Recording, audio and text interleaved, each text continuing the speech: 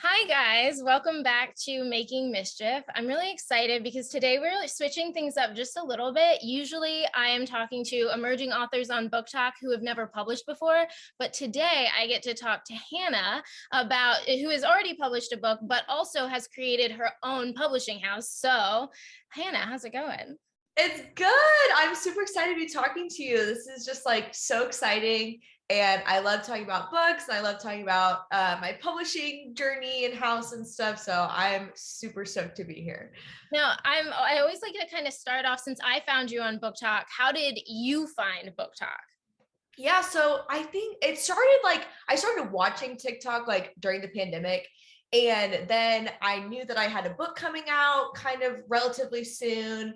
And I was like, you know what? Like I've seen videos of books and like I feel like I should like use it as kind of a build up for my launch. So I started making just a couple videos. Like I wasn't super serious about it, but I just started making a couple videos leading up to my release, and I had a ton of fun with it. I really fell in love with just like the format of TikTok, and then it just kind of like took off from there, and I felt like I started making videos a little more seriously, like putting more effort into them and stuff, and just found this whole like community of like book talk but also author talk. And so that was just a really great experience. So it kind of started out as like watching it just for my enjoyment into like making them myself and just going from there. Well, and did you release the book like specifically because you were like, oh, this would be a good thing to launch on BookTok, or have you always been writing and this was the plan? Yeah, no, this was always the plan. I just like found TikTok and I was like, oh, this just seems like a like format, video format that I would really like for like promotion, because I've used Instagram a lot. Most people knew me from Instagram, but this just seemed like a great way to just like find potential readers, because I would like watch videos and I'm like, oh, like my book has some of the stuff that like they're saying that they like. So I should just like make a video and like explain that my book has similar things. But it was always the plan. I just think I found TikTok and started it at the perfect time because it was like right before my launch. And so I got to like really build up momentum before the book came out. Right. And so talk to me a little bit. I want to start off with like a little bit about The Autumn's Tithe. That is the name of her book. Yeah. If you did not know. But did that come about? Like, was that a self-published, or was like, because I also know that you did some partnership with the Bookish Box. Is that right too? Yes. Okay. So, okay. So, it is self-published. So it's just like a little bit different because like I've always had the goal to publish other people's books. And like I wanted to like use my own book to like figure out how to publish other people's stuff, but it is technically self-published. It's just like through my publishing house. So that was a great experience. And I felt like that was like I loved being so hands-on with like every single part of the process. But I did partner with the Bookish Box. So they signed on for like a special edition. So it's not traditionally published by them or anything like that.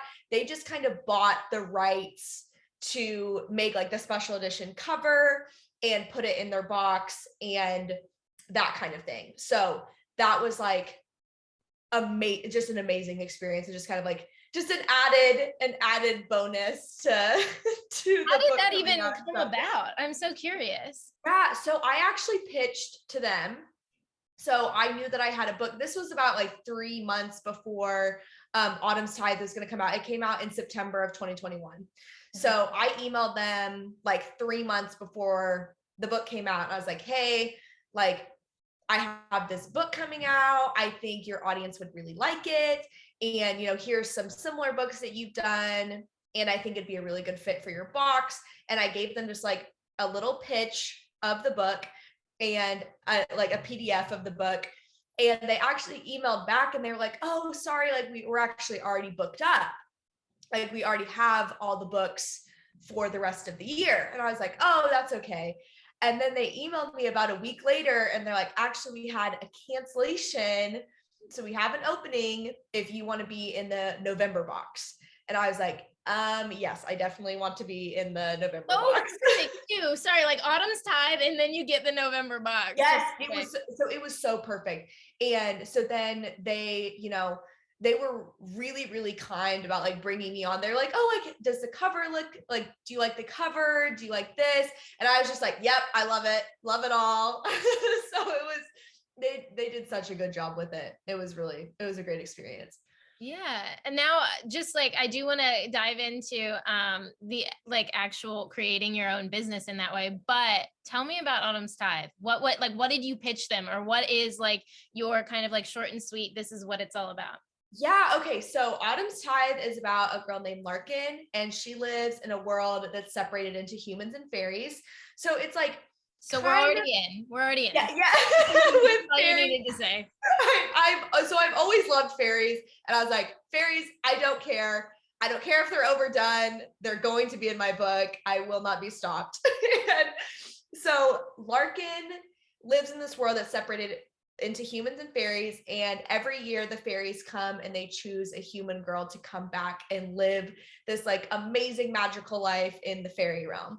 And Larkin's best friend was chosen the previous year, and she wants to reunite with her more than anything in the world. And so this is her last year to be chosen. Like once they turn 18, they're too old. So she is like, this is my final year to be chosen, really wants it. She does not get chosen. And so she goes into the fairy realm by herself to go rescue her friend, because she realizes that like things might not be as good as they seem, and she starts to suspect that her friend might be in danger. So she goes on her own to rescue her. And in the process, she gets tangled up in a life debt with the fairy prince. So she saves his life, and in return, he has to save her life. And until that happens, they're both like bound. And if one dies, so does the other. And if one gets hurt, so does the other. So she gets all tangled up in that, and like their little posse of guys. And then they go on this adventure through the fairy realm. So everything you said is like basically gold to anyone on BookTok. They're like, yes. yep. They're like, check. Yeah. Exactly. So I feel like I got really lucky because I'd already written the book by the time I got on TikTok, because I've heard a lot of authors say that they were really influenced by tropes on TikTok. And I feel like I just got really lucky that I just had some tropes that just happened to be like pretty popular. Mm-hmm. And so then when I pitched it on TikTok, everyone was like, yes, sign me up. I want that. And I was like, oh, perfect. That worked. I'm glad we're all on the same page here. Yes. Oh, that's awesome. And you said you wrote this before you came on TikTok. So like, you said you've always also wanted to own your own publishing house. You've always wanted to like be a writer. Will you continue to write, or do you want to focus on like creating or helping other people create their work? It's kind of both. I definitely want to. So this Autumn's Tithe is part of a trilogy. So I definitely want to finish out the trilogy. And after that, like I definitely have ideas for like other books.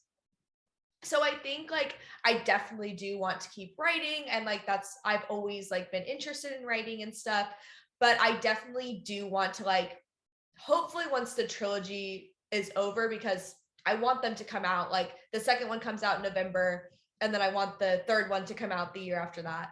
But after that, I kind of want to take a little bit of a break and really focus on other people's stuff, and just like kind of building up other titles. I say that, but I'm sure if I have an idea that just like really, really takes hold, I might change my mind.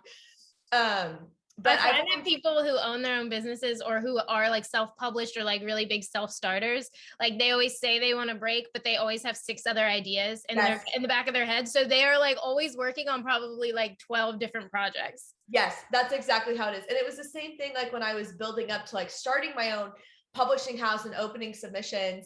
I was like, oh yeah, it's going to be like, it's in my 5-year plan. It's in my 6-month plan. And then I was like, I opened them. I just was like, I can't wait any longer. So I feel like I just kind of, I go where the vibes take me, and just Yeah. that's what I go off.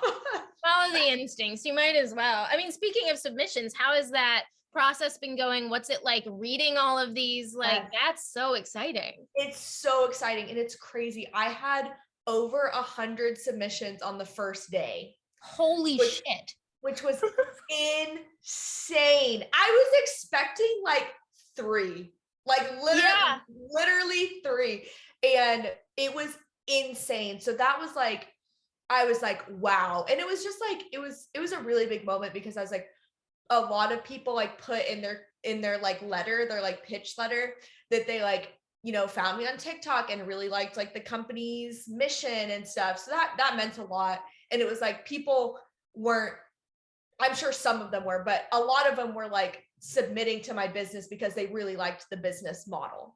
So that was like really, really cool to me to be like, okay, people do want something different. They don't want just self-publishing. They don't want just traditional. They do want something in the middle, which is what I was like really hoping for. And So, what's different about your model? I really want it to be, okay, so just a breakdown of like traditional publishing versus self-publishing. So like Yeah. self-publishing, you're doing everything yourself. You're putting in all the money up front. You're paying for editors. You're paying for the cover designer. You have to deal with all the formatting. You have to decide like how big you want your book to be and the text size, like literally anything you can imagine about like the production of a book, you have to just do it yourself. And in traditional, they pay for your book, which is really nice, but then they own the rights to publish it. So, you don't get to pick the cover, you don't get to pick the title, you don't get to pick like, any sort of formatting, chapter headers, it could be a product. Hopefully you like, I know a lot of people do like it, but there's always the risk that, this book that's yours doesn't look like how you imagine that it would look at all in the finished product, which is really scary. So what I wanted was, mine's like based off of the traditional model. So I'm still like offering in advance for books. Like nobody's ever gonna have to like pay to publish with me or anything like that. Like I would pay in advance, I would pay royalties, but I want authors to have creative control. So like I want them to like be working with me, like with the cover, like bouncing ideas off of each other. And like, I want them to be like, okay, here's like books that I like the interior formatting of, and like, here's the size that I'm thinking of and stuff like that. Just, I really want them to be like, I want it to be collaborative and not like, I want them to like see the finished product and be like, that's something that I love and like that I'm really proud of. And that was just so important to me because I was like, I love being in charge with self-publishing, but it'd be nice to have help. So I think that's part of like the model too, is like, I'm the help, like I'm helping people with that, but they get a lot of control. So that's kind of the basis of what I'm thinking. Yeah, no, for sure. You want it there. It's like, you just want to be a part of a team almost when you go in, Yes. just to know that like someone is like there to help, whether it's to root for you or to like steer you in the right direction. It's just nice to like, especially if it's your first time publishing something, Yes. just to have like a helping hand or a bit of guidance. I feel like so many people are interested in that sort of thing. Yeah. And it's been so great. And just reading all of them, like people's books are so good. Like I am just like floored at like how many amazing submissions. And like, even if it wasn't a good like genre or fit for Counterpoise right now, they were still so good. Like I was blown away by some people's submissions. Like it's crazy.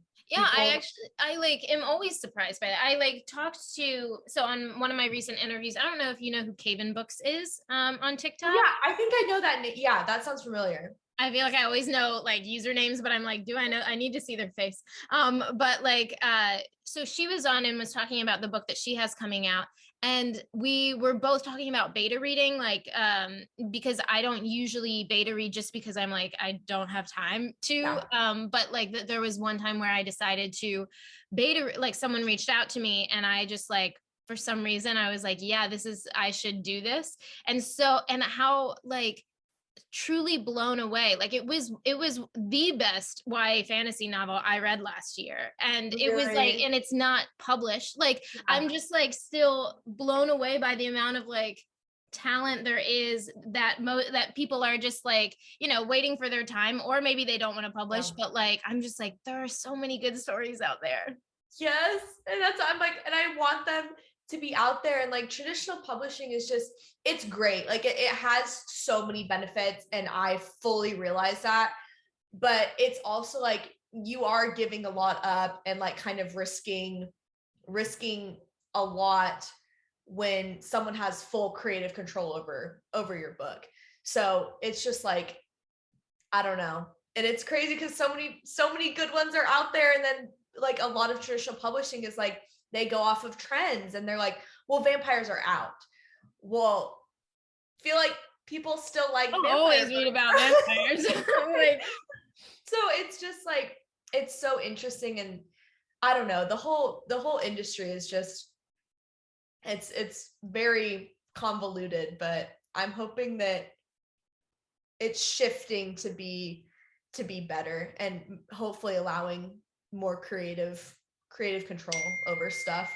yeah, I feel like I feel like TikTok has changed a lot of the ways that people are doing things. I just think that like it opened conversations that hadn't really been had. Like self-publishing was always a journey that you like went on your own, or you like talked to somebody who had, or you like Googled some random blog. But like now there are just like so many people in discussions on TikTok, whether it's about the publishing industry, about like how to query, about like like how to start the writing process. Like this community just kind of exploded Yeah. on TikTok. And I think it is changing the way that like, whether it's the way publicists work, whether it's the way that like marketing budgets are like placed, or whether it's, you know, publishing houses deciding like where they need to change, or if they need to change. Oh yeah, for sure. And I think that TikTok is just like, I think it's just shown that like traditional publishers and just publishers in general have kind of underestimated the power of the reader. Like readers have said, this is what we like this is what we're going crazy for. And they're kind of, and we don't care if it's self-published or not, you know, like I've seen TikToks that are like, here's like all of my favorite books. And I was so happy to see so many like self-published books in there. And I think it's really shown that like readers have so much power. And traditional publishers, I think they also think that they're kind of guiding trends, and like that's not always true. Like it always comes back to like the reader and what they like and stuff. And I think that's really important, and that's shifting the landscape of like how the industry exactly views like publicity and just all of that stuff. It's really crazy to think about. Yeah, because I've even found like the way that you say like the power of the reader, I always talk about like when I'm ever talking to clients, it's always like TikTok was made for the reader. And Mhm. so, and whereas I think Instagram was more so made for like Instagram has become like people's websites. Like, you know Yeah. what I mean? It's where you go for like information, and where you go for like you still go there for photos, even though reels are very popular and they're going to be what grows an account. Like they're the like you still go to Instagram expecting to see like an aesthetic, whereas Yes. Yes. like you go to TikTok and that is your marketing tool now. Like that has become like where you're going to get any payoff. Like that's where you'll result in sales, whether it's someone talking about your book or an author talking about their own and that video going viral. Like you can Yeah. immediately correlate that to sales more than you can with anything. Like there's nothing else that you could be like, oh, directly this equals this, Oh yeah. equals more sales. But I mean, then again, TikTok's algorithm is like not trustworthy. Like it's never going to be something you can like depend on, Yeah. but it's still like it has shifted. Like even just like people say, I know with COVID, there were obviously printing shortages, but also the demand has just like risen exponentially for books. Like, Yes. and like, I just think that it gets me so excited. Yes. Like you see like Barnes & Noble now has like the TikTok table that like has all the books that are popular on TikTok and stuff. So it's crazy. It's insane to think about how much that's like changed my life as an author and as a reader, because I feel like I picked up so many more books that are just so popular from there. And it's just like changed. I don't know. I think it's changing everything, which is cool. Like it's something that I'm happy to say that, like, because I think that it's a really cool platform and it's doing a lot for people. So that's It's awesome. even wild to me, like the way that it's changing the way we look at what women read. Like just the fact that like there is not just a BookTok table, but there's like I've literally seen spicy BookTok. Oh, I have too. Yes, like a whole table, and it's like, which book is the spiciest? And I'm like, I love that. I'm like, I'm so here for it. It's just like a different like recognition for like the romance genre, which has always been the most highly grossing genre in publishing, that nobody like really wants to like let that fact out. But like now it's like there's like a light that's being shined on that, which like is focused more on like not just female pleasure, but just like things that females value. And like I just think that is so cool. Yeah, it's awesome. I'm just so here for it. I'm here for all of it. Did you right now, are you working like do you want to have a team in a part of your publishing house, or is for right now you're like solo entity? So right now it's just me, and I think I just want to keep it like that until I get like a better grasp of like how I could delegate to other people. I think that's my biggest thing, is like it's not that I'm against like having an intern, because people, oh my gosh, I get emails every day like, do you need an intern? And I'm like, yes, but also no. Like I need to figure out, I feel like, what kind of tasks I can like delegate to people. And I also like, I've done I've done 2 publishing internships. And what I found was like a lot of authors, especially like newer authors, were kind of given to the interns to like deal with. And I really want to be careful of like, if people, you know, are signing with me and signing with my publishing house, that they're working with me and not working with like just an intern. And I think that like that's a balance. Like I want to make sure that like I had tasks that an intern like could do, but like make sure that like it's still a collaborative process with me. And totally, that's like really important. But I definitely want to like in the future. And I think like at some point I definitely want to like have editors and like cover designers and stuff. But I've worked with editors and stuff that I really loved with Autumn's Tithe, and I really want to use, because I want to stick with like fantasy, especially young adult fantasy. And I want to like stick to the editors that I used, because I had like such a great experience with them, and like cover designers that I have like built up like a rapport with and kind of know their style and stuff. So I definitely want to work towards that, but for right now it's just me.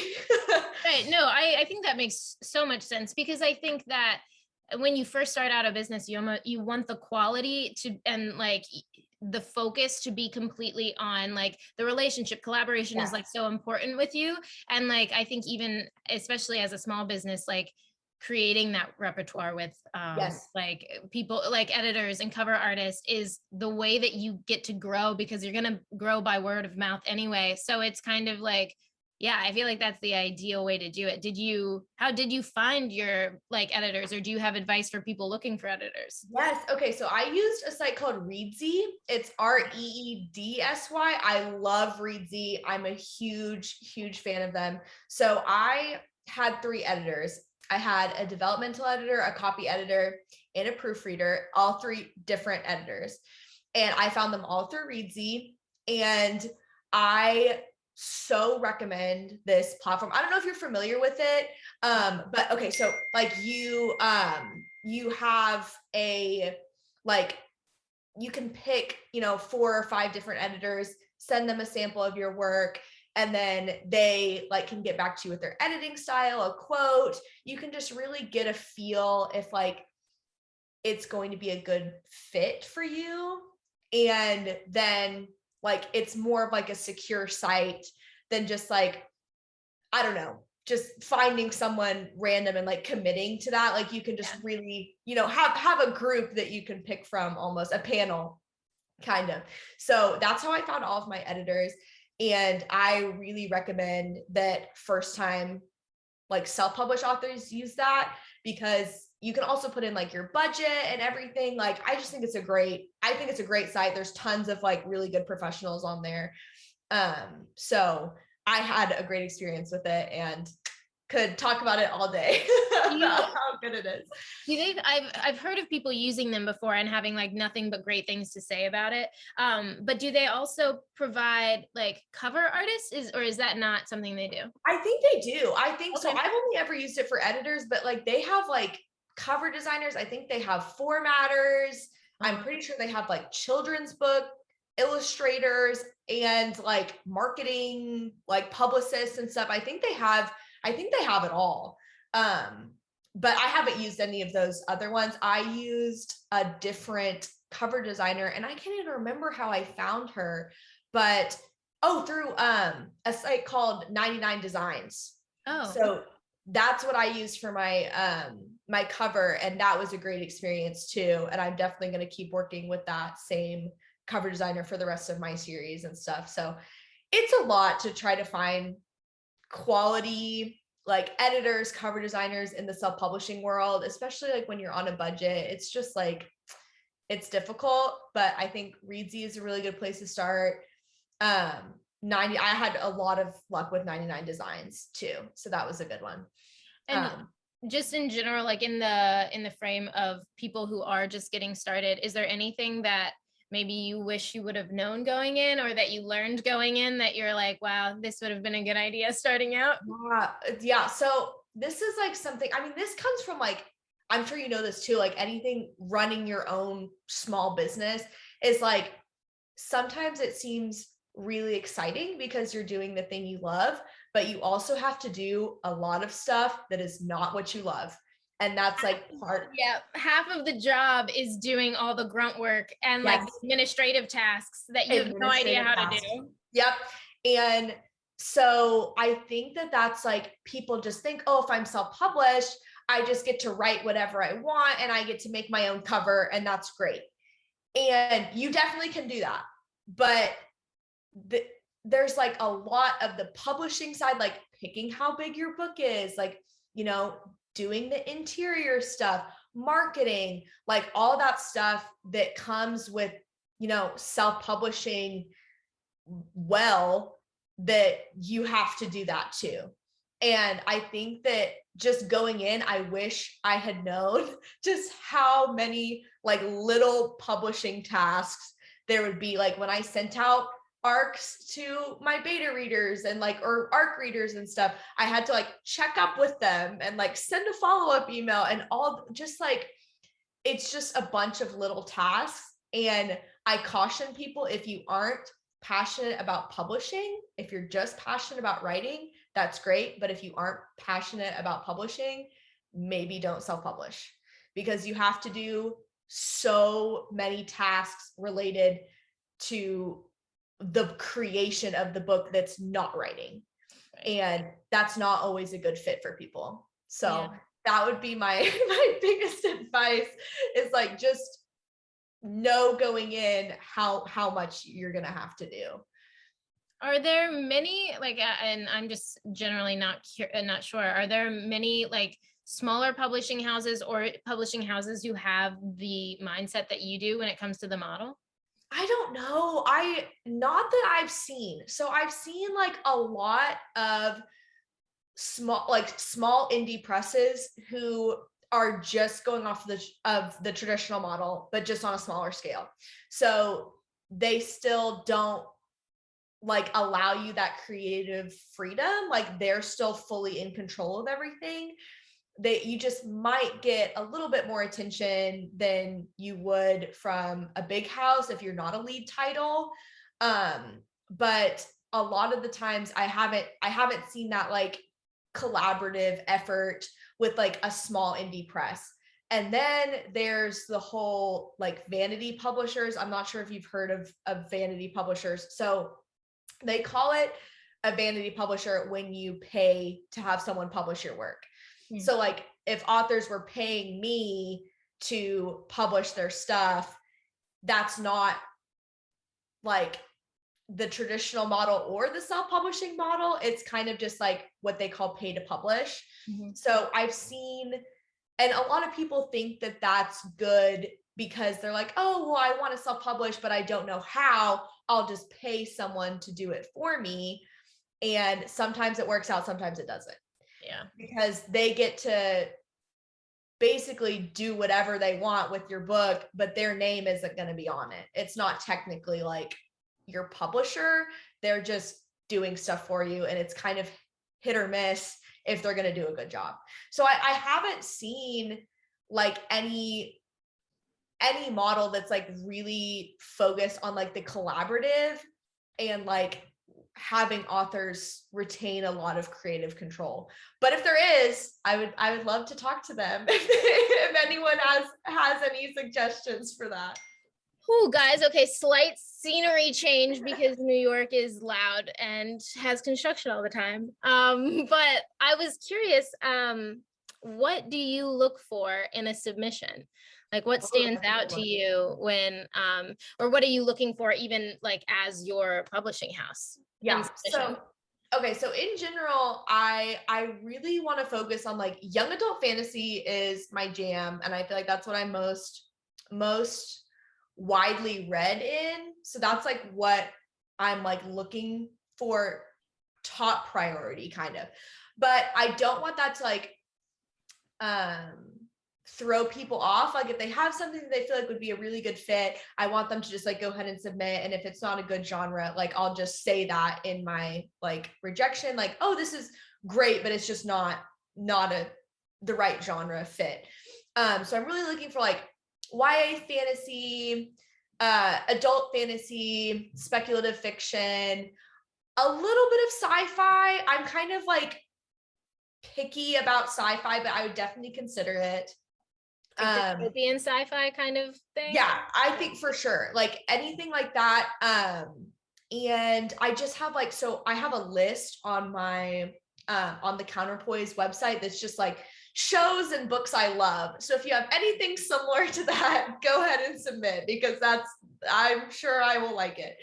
So when looking at submissions, it's really hard because like, I know people don't want to hear this, but like, I feel like for my business and for like a lot of agents and other publishers, they're looking to say no because they're so busy. They have so many submissions to get through.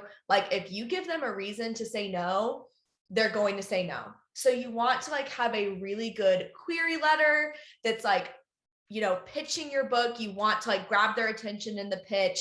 And then those first 5 pages, you know, you need to be getting into like, what makes this book special? Like that sounds so vague, but like I really look at voice, like writing style. And I want it to stand out in a good way because anything that like could be taken as like, oh, I don't love that, or that could be a little better. Like we're always looking to say no, which sounds really depressing. Like we want to find something really good, but it's going to take a lot. So if you give us a reason to say no, we're going to say no. Like if you aren't following like submission guidelines, like I have a lot of people who just don't follow submission guidelines. Like they don't have a query letter, or they put way too many pages, or the formatting is like a really weird color. And I'm like, that's just all going to be rejected because I just don't have time to like look through those. So the main things I do look for, I said this a little bit, but the query letter is really important. And people stress about the query letter, but I'm really just looking for like, for you to pitch your work. Like just give me like a rundown about what makes this book interesting. Like what's the premise? What's the conflict? And that's really what I'm looking for. And if the query is interesting, I'm going to go ahead and read the pages.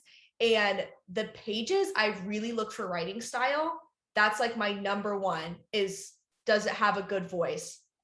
And then I like to get into the character, like, can I tell that they like have a goal? Do they have something motivating them?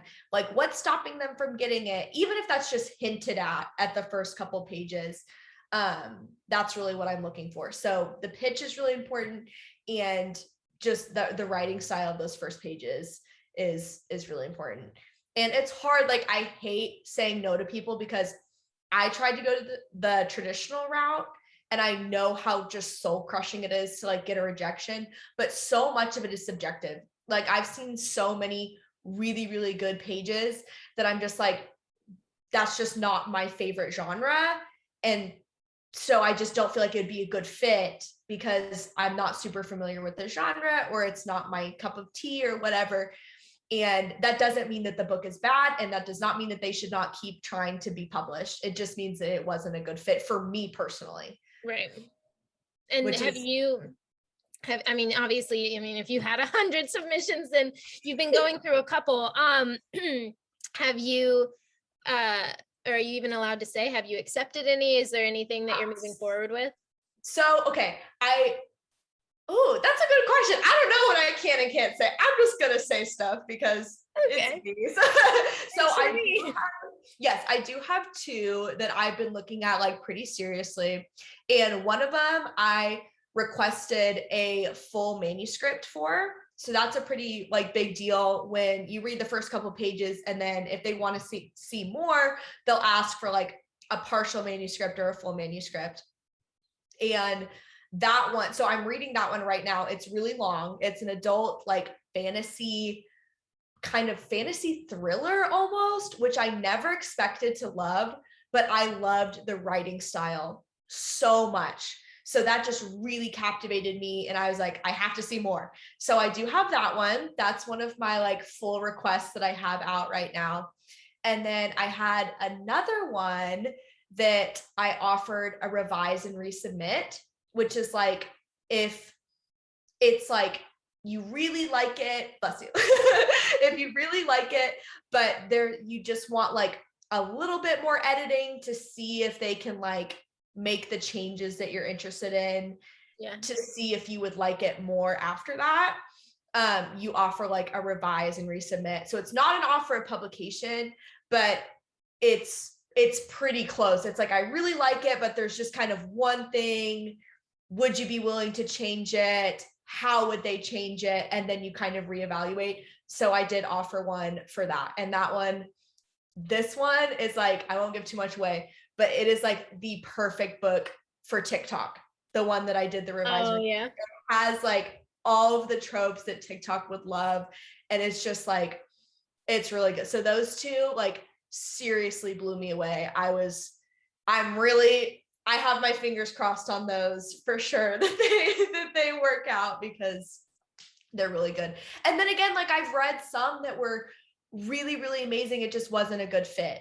And and it sucks. And like, it sucks when it's just like, it's just so subjective to one person, because it's just me. And, if the genre isn't my cup of tea, I'm not going to publish that, because I want to have a real connection, and I want the author to know I have a real connection too. And I'm not just publishing it to publish it, Well, yeah, I mean, they want to know that you're as like attached and like excited about it as they are, because like it's their like baby in a sense, and so they want to know that you're like a godmother. Like, yes, that's exactly that's how I feel. I'm just like, oh, I love it, and this is like my partial baby. Yes, I'm like the godmother.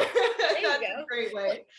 And I'm curious, like, once people, like, let's say, so you offer to somebody and they accept, what is the next step for you? Like, what does that look like? Yeah. So the first thing would be, I would offer an advance. So an advance it's like really complicated, and I feel like it shouldn't be, but like, you give like a sum of money to them for their book, but it's an advance against royalties. So once their book like is out and starts making money, and the author makes like a portion of money from each book sale, they like start earning back their advance. And this is how it works in traditional publishing too. And it's very strange.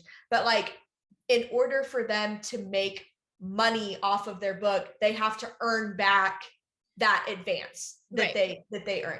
So I would offer an advance, and then we would go through the publishing process. So I would be the first one to like edit it. I would see, does it need a developmental editor, or can it go straight to copy editing, that kind of thing. So then it'd go through the editing process, and then it would go through production. So then we'd work together on like cover and like how big they want the book to be, and like, any interior design thing. Like if they want like something cool on like the chapter headers or whatever, like the book design itself. And then we would make some arcs and send arcs out to people, which is really exciting. And then the book would be out. So, and then they would start, earning back their advance to start making royalties. So that's kind of like an overview of the process. If you have any questions, ask, because I feel like that's like so vague, but that's like the best way I can describe it. No, this is great. I'll ask all the questions that I feel like I can predict people probably asking. Okay, so let's say traditional publishing usually takes like, I don't know, like 70% or so of like of what you make from selling the book. And self-publishing, you get all of your earnings yourself. So what is your cut usually? Yeah, so it's gonna depend like per book. I think it's gonna fluctuate. Like if I think that the book is like everything, like the advance and like the royalties, like in the royalty, what am I thinking of? The royalty like percentages is going to depend on like the genre and like basically me predicting on how well the book can do, which really sucks, but that's kind of just like the way things work. But what I would say is like, what I want to do for my business is to have like, oh, this is getting like really complex. I'm thinking about like numbers, but I think like it'll depend. I want to do it based off of like income tiers. Mm-hmm. So like each quarter, I want to like, give a lump sum of how much their book made that quarter. And then if they made X amount of dollars, I want to give them X like percentage of royalties. And this can be debated in the contract, like if they have an agent or if they just like are comfortable debating or, negotiating in the contract. I'm totally up for like negotiations, but I'm thinking that the royalties would be between 15 and 25%. And that's how much they would make of that like lump sum. Because in traditional publishing, they do something similar, but they offer the royalties per book sold.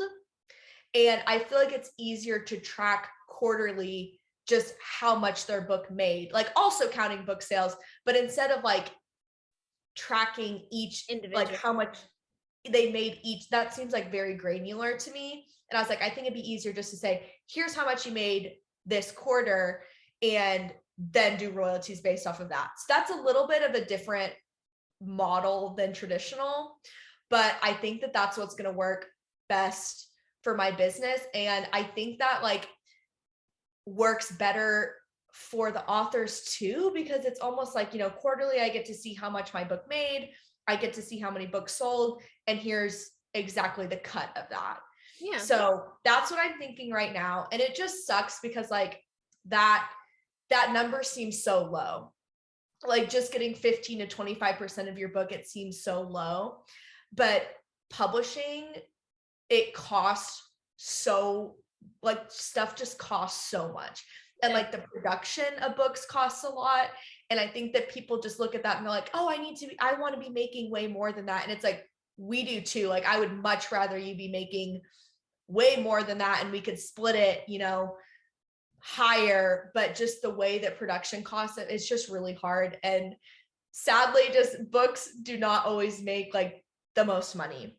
But I'm really hoping that like offering in advance, like it's really important to me that I'm paying authors for their work, even if it's, through the advance and then through the royalties Like if it's not as much as they were hoping, I still want them to like be paid for their work and feel like they're getting something out of it, you know. Definitely. But yeah, that's what I'm thinking right now. Yes, I mean, you reserve the right to change that if you ever want to. I'm just curious. I'm sure people are like Yeah. wondering what that will look like for them. No, yeah, and no, I want people to ask, and like I know. Okay, I feel like I'm like really ranting about traditional publishing. I really do not have a problem with traditional publishing, but a lot of times like traditional publishers will not even tell you how many books you sold. Sometimes they will, sometimes they won't.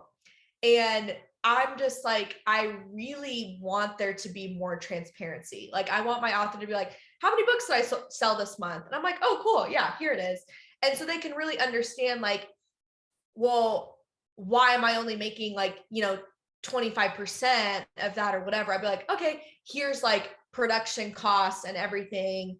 And just like more transparency on like how that works, I think is really important, because that's what I would want to know from an author's perspective for sure. Yeah, and I think you bring such a good perspective because you are an author and you have been through this process. And so you kind of like anything that you are offering or working with them on, like it is how you would want to be treated as an author as well. So I think that there's this like authenticity that is very appealing about coming to Counterpoise. You know what I mean? I love that, because that's exactly what I want. Because I have like, all the formal fancy book contracts, that the author will get to sign and stuff.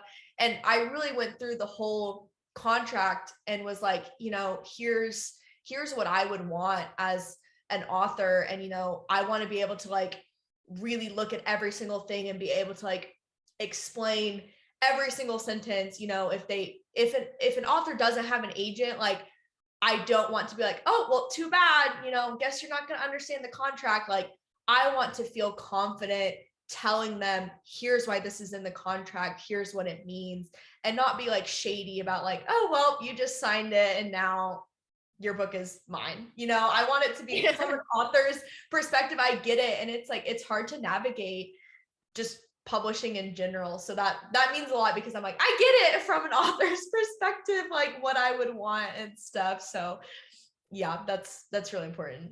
Yeah. And I'm just curious, like what got you into this? Like what, like publishing in general, I know is some of your first book, but like before that, what appeals to you about this? Yeah. So I don't know. I've just like, so this was back in high school. I started my like little Bookstagram account, and I worked with some publishers for like arcs and stuff. And I really just liked like talking about books, doing reviews, but I also wanted to just like see the behind the scenes. I was just always very interested in like what goes into a book. Like, I loved being like an arc reader, because it felt like I was like the before it was published and stuff. Just like it just felt so cool. And I was like, I really want to know like the behind the scenes of how stuff works. And then I did some publishing internships in college, because I was kind of writing, but I also really liked publishing. I liked the behind the scenes. So I wanted to work in publishing and see if I liked it. And I did 2 publishing internships, and I learned so much, but I was also like, there is so much that I would want to do differently. Yeah. And that was really important to me. And so I was like, I think I could do it. Like, I just think that I could do publishing. And it just seems weird, but like, I don't consider myself to have like super good intuition when it comes to just like life stuff, or like, like picking food at a restaurant. I will be there for 20 minutes making a decision. But like when it comes to publishing, I just get publishing. And I think that it was just kind of like a knack that I had. That's just like where my intuition is, nowhere else.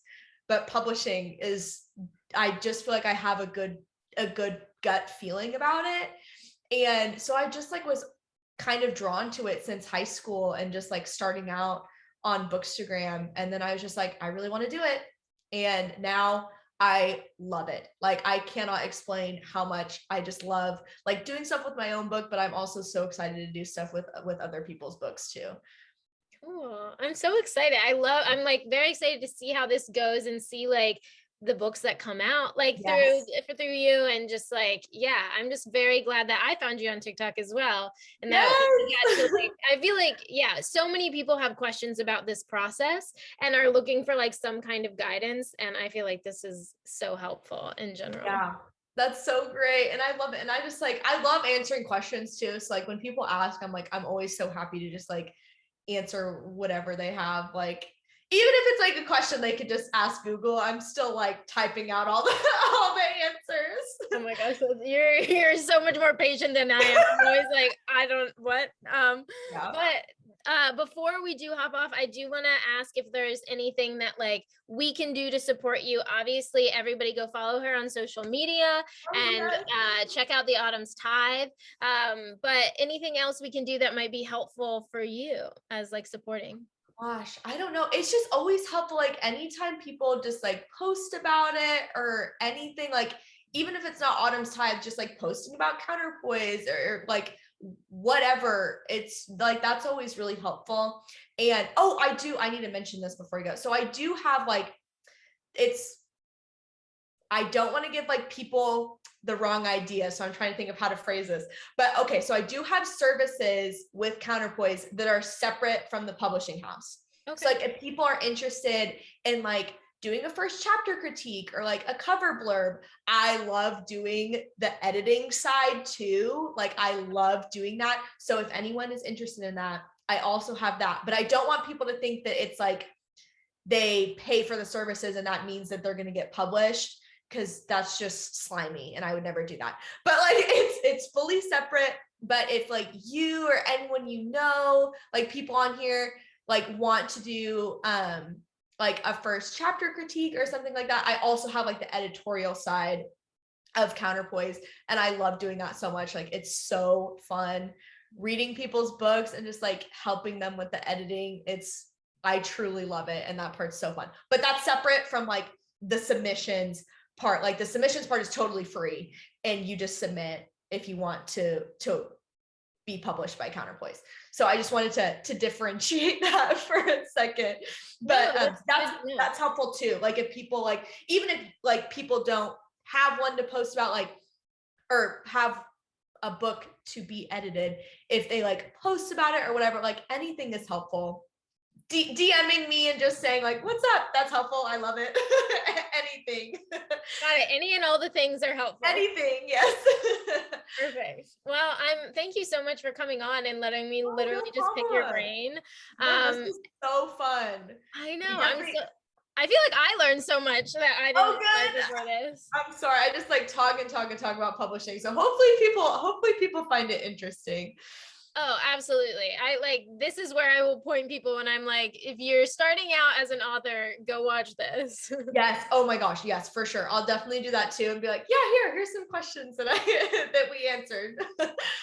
Totally. Well, cool, guys. If you have any questions, feel free to either put them in the comments, DM, or yeah, let me know if there are any other, authors or people starting their own bookish businesses that you want me to bring on. Like and subscribe because it helps the channel. And otherwise, yeah, it was so great talking to you. Thanks for coming on. Yeah, no problem. It's so great talking to you too. Thanks for having me.